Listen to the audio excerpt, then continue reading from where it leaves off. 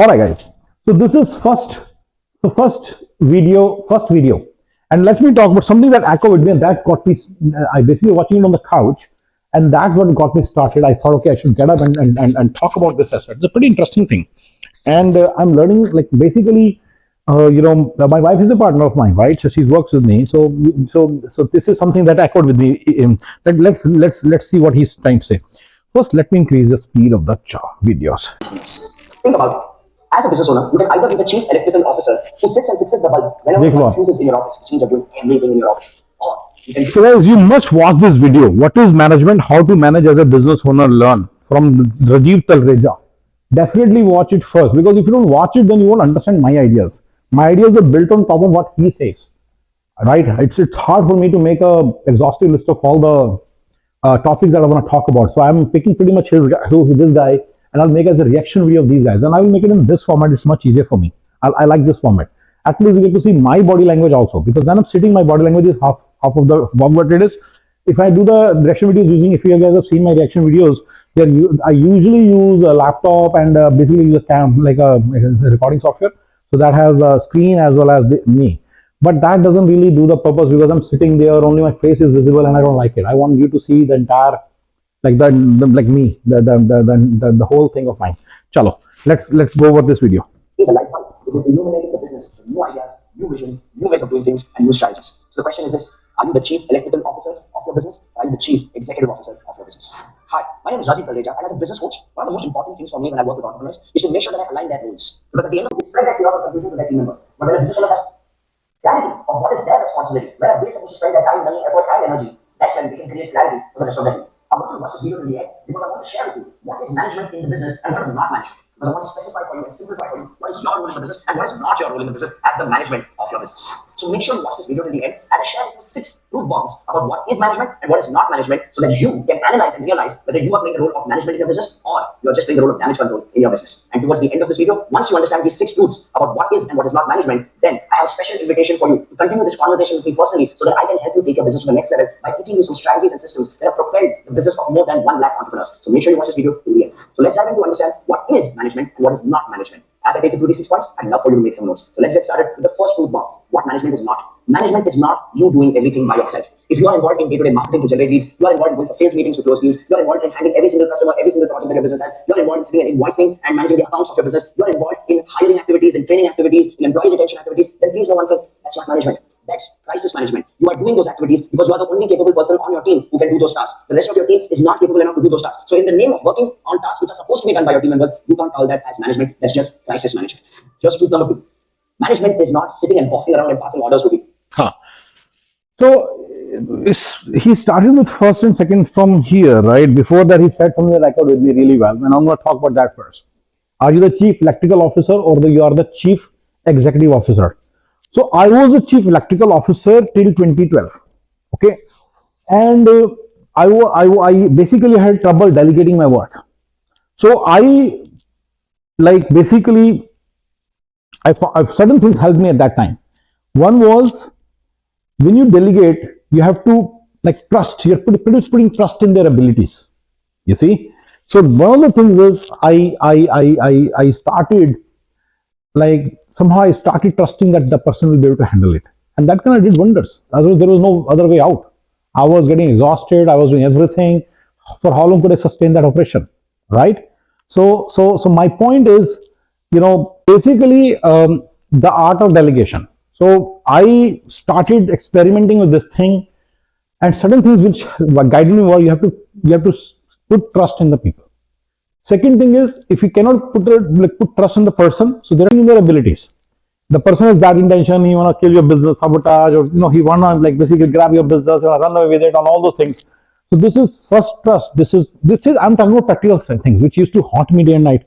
What if he finds a formula? What if he utilizes this formula? So first thing about this aspect is, you should know that, and this interesting thing really worked to my advantage. One of my friend's father used to guide me. He said, don't worry, your business will not be stolen. Forget this side, forget this aspect. Do not ever think like that. Opening a business, taking a risk, making investments, running the whole show, creating this thing, even in an owner-operator mode, which is what I was before 2009, right? I was working 2009, right? I was in an owner operator mode. That person will not be able to do as much as you are doing with 5 people. So never ever think like that. So this is first thing. Never ever think like this. Just get this out of your mind that someone can steal your business. At most they can do is they can steal your business idea, go and try on your own, fail miserably, and then go back to their jobs. So do not ever think that anybody will steal your business, and because of that, oh, I will not do this, I will not do that. Be smart, or I will. It will come when I'm as I'm going from 5 to 20. More things happen, and then I had to safeguard my interests in the business in certain ways. But I'm just saying this particular aspect that he will steal my business does not make sense. Never ever think like that. If you think like that, you will never be able to grow. This is the one thing that I'm basically that comes to my mind.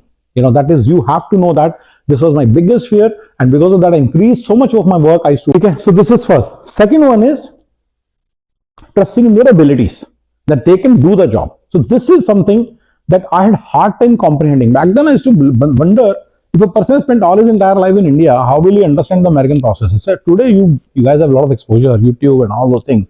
I think you have more exposure of America than I myself do. But back in the days, I used to feel that how would this guy understand American accent? How will he talk to Americans and things like that? So these are some of the things that haunted me back in the days. So my point is, this is something that you need to overcome. You need to. I have then after that I did experiments. I hired the cheapest possible person on the planet in India, in Chandigarh basically, and gave him most difficult task, and somehow he figured out a way to do it. With the help of others, with the help of peers, he did it. The point is, stop believing that people cannot do. I'm not saying that just give the way I did, give the most difficult task to the cheapest possible resource. Be smart, we'll come up with a fine-tuned formula, but I'm telling you that people have a lot of ability, and if they are here for work, they want to achieve something, and you should understand that. One of the things is, and in 101 and in 5 people formula, remember, first one is 5. I had a team of 5, right? It is very easy to achieve. It is very easy to achieve. Even you can make us as I said, person who failed in 10th could work for you, and then you can still, you may be able to still sustain your operation, an American operation. He will learn English. I've seen people learning English within 3 months and doing so well. So the point is, put trust in people. They can do it. Their abilities, you should put trust in the people's ability. That definitely works within, like, when you are basically having 5. When you're working the 5 people formula. From 5 to 50, I'm not figured out. From 5 to 20 also, this works. You have to start believing in people that they can do whatever whatever you ask them to do. They can do all these things. It's just the matter of, they capability wise they can. Okay.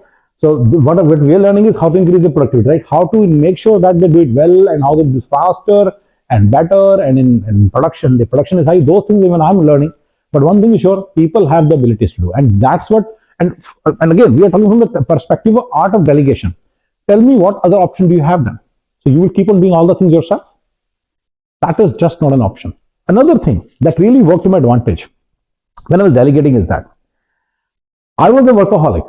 I am a workaholic even now. I'm working like 13 hours a day, every single day. Back then I used to work 18 hours a day, and I used to do hands-on duty. I used to do train. So as part of our business, we have to hire people from from American market.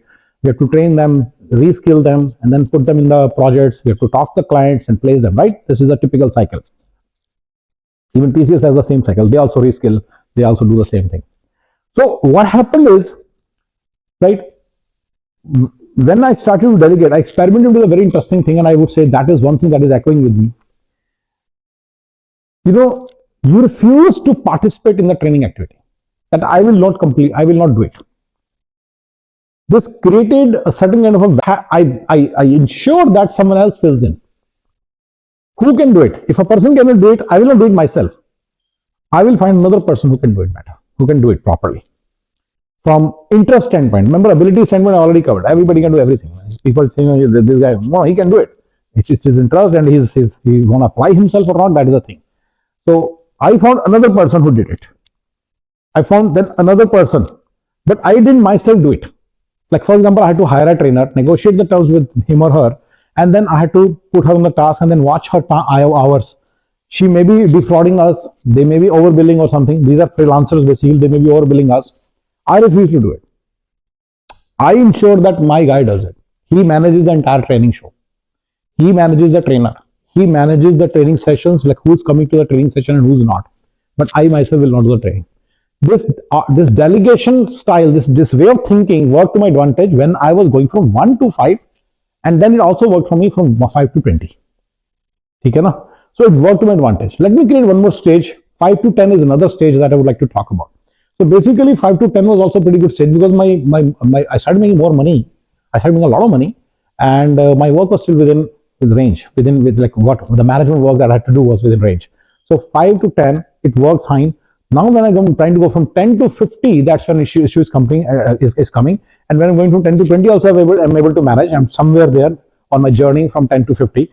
When I reach 50, that's when I would say that would be a pretty nice quantum level. But coming to this thing, so when I was at so basically from me as the only person to 5, this delegation thing worked. I had to apply my brain, my ideas at that time, and find a way how Mr. This guy can do it. If he cannot do it, I will not do it. This worked to my advantage. But between 1 to 5, because you are in close touch with people. You're in close touch with people. You are in meeting with them. You're meeting with them every single day, and it's a family. It's like a family. Remember, so it's very easy from that standpoint, management standpoint. It is very easy. So it worked. It will work if you do like this. I will not do this. Yeah, talking to the client. I will not do this. You do it. He will say, sir, एक बार बात कर लो. नहीं, तू ही बात कर. No, you talk. This worked to my advantage. And again, this is one thing that worked for me, and I'm along the way. I'll share all the lessons with you, and let's see whether what echoes with you. Okay. So this is right. I was the chief electrical officer, and to get out of the chief electrical officer, bulb fuse था. मैंने कहा मैंने नहीं change करना, चाहे जो हो जाए. I will not change it. And that's how I trained myself to not do it. I was a workaholic and get into action very fast kind of person. And I was like, I will not do it. And I will not do it. And I will make sure that these guys do it. Eventually, I figured out a way. They figured out a way to do it. They dug into themselves and found their abilities and found hidden capabilities in them. And then they used it and then they did it. Okay? Or being exploitative and just blaming people for not being capable enough. That is not management. That is called damagement. So think about it. Most people look at doing everything by themselves as what management is not. Management is not you doing everything by yourself. If you are involved in day-to-day marketing to generate leads, you are involved in going for sales meetings to close deals, you are involved in handling every single customer, every single project that your business has, you are involved in sitting and invoicing and managing the accounts of your business, you are involved in... So I got all this mess. This one I understood, right? So let me go to the next one.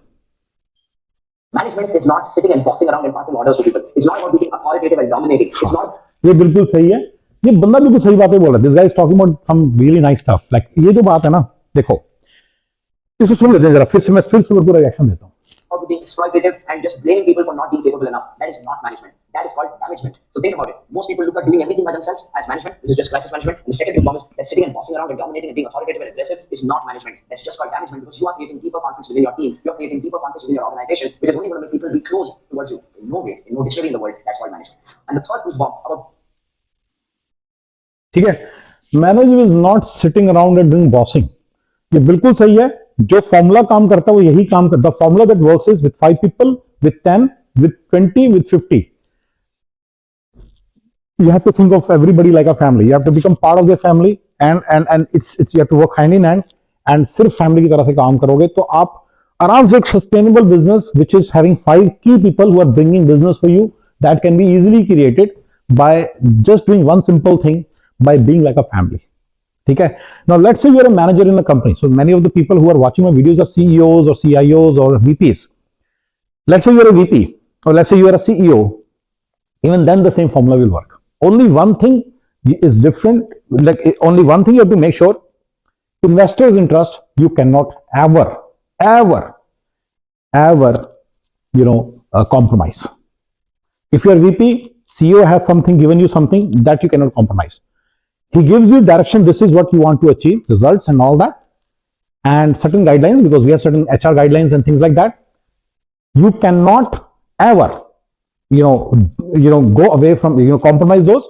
Other than that, you have full freedom to operationalize the things and then use this to your advantage. I've seen a guy. So I had a guy, he will go to dhabas in the night at 2 o'clock with the team, his main three people, and then dine and bitch about everything. He used to say yes to everything, but he had that 5% element always intact, where he will say that no, like, let's bring profit to the company. These basic principles, where you are bringing profit to the investors, where you are bringing profit to the company, wherever you are dedicated, one thing is sure, we have to bring business to the company. Is that the 10% thing he would never compromise. He could bitch about anybody.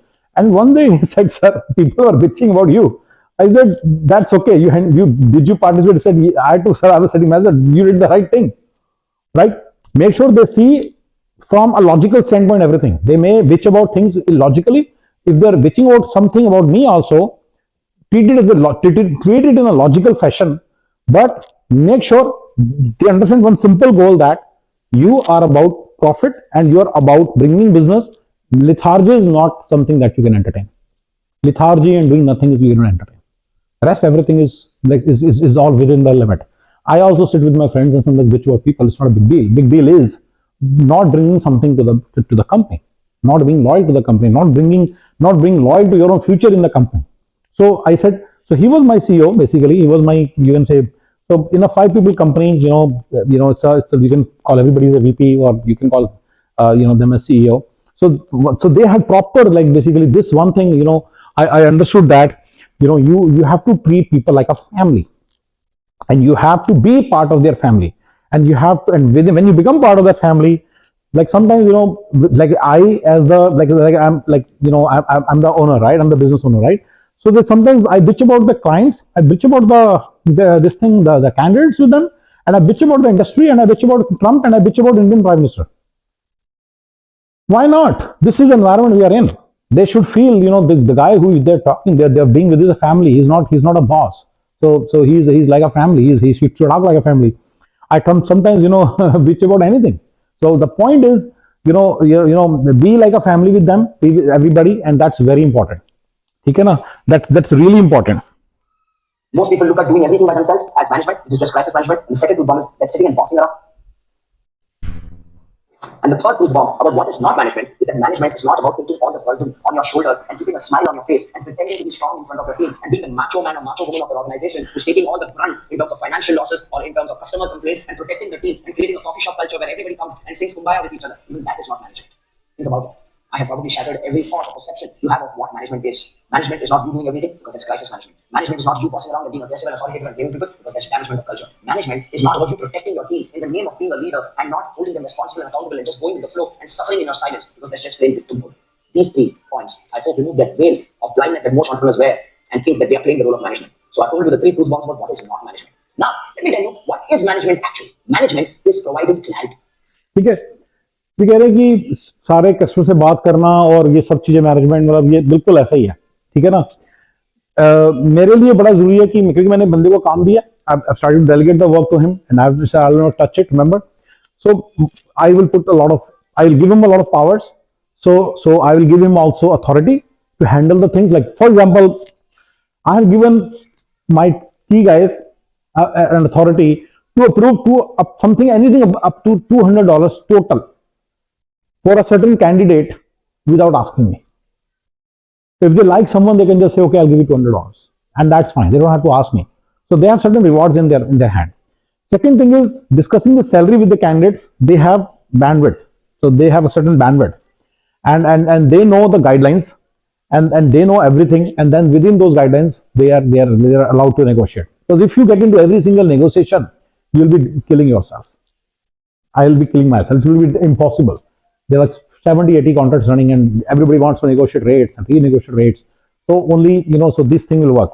So important thing in this case is having SOP, some kind of a way of, way of handling these situations. And like for me, like a bit of science helped here. I created a way in which it was like